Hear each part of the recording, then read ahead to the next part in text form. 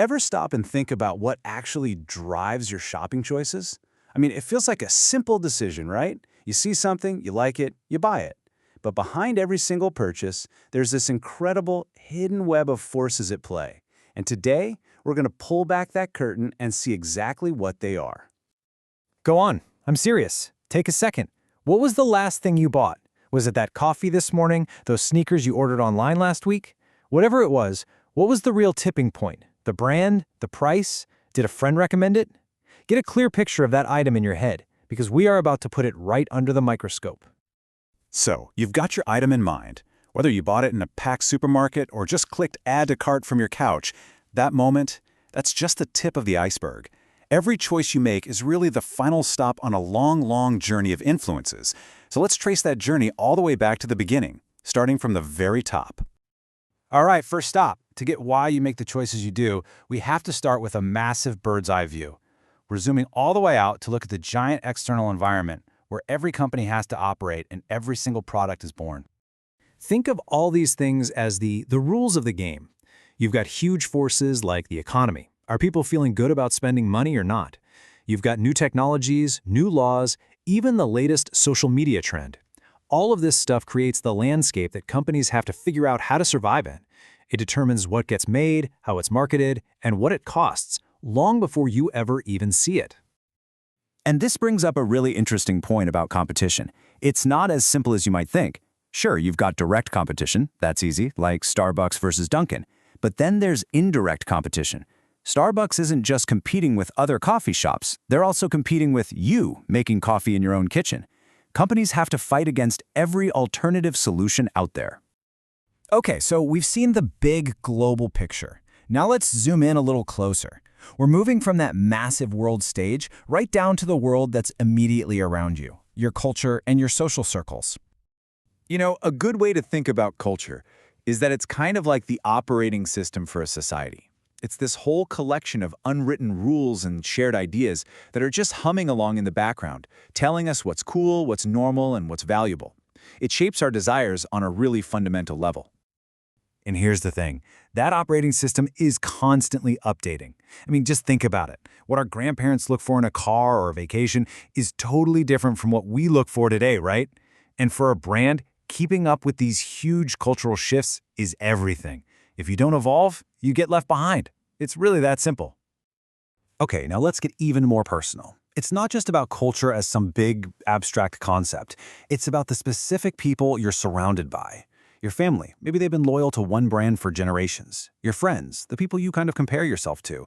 And of course, the big one these days, opinion leaders, or as we all know them, influencers. They have a massive impact on our choices. We've looked at the world outside, and we've looked at the people around you. But now we're going to the most personal level of all.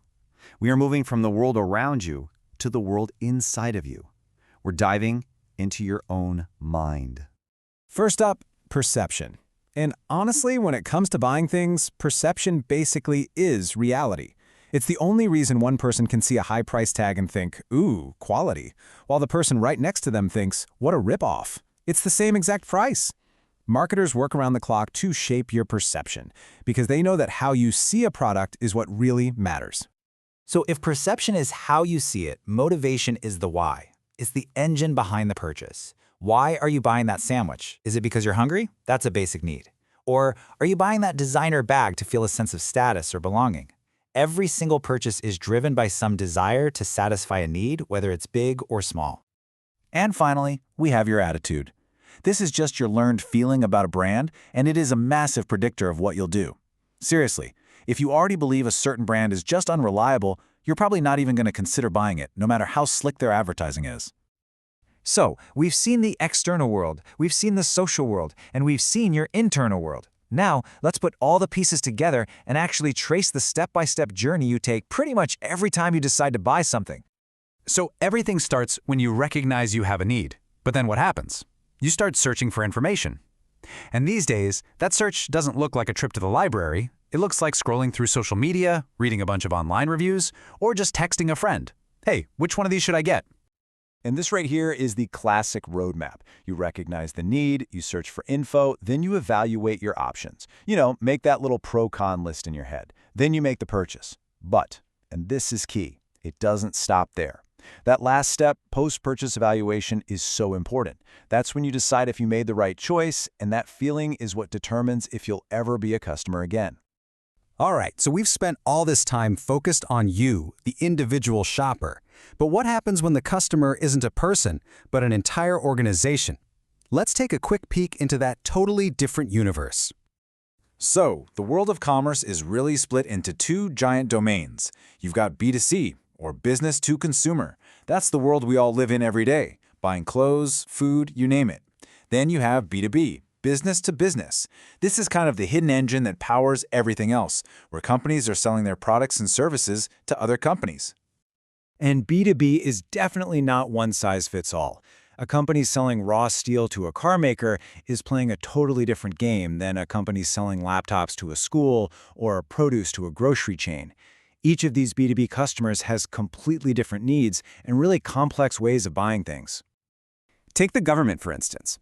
Selling something to the military is a massive opportunity, for sure, but it is a world away from you buying a pair of socks online. It's this complicated process that's governed by really strict rules and public accountability.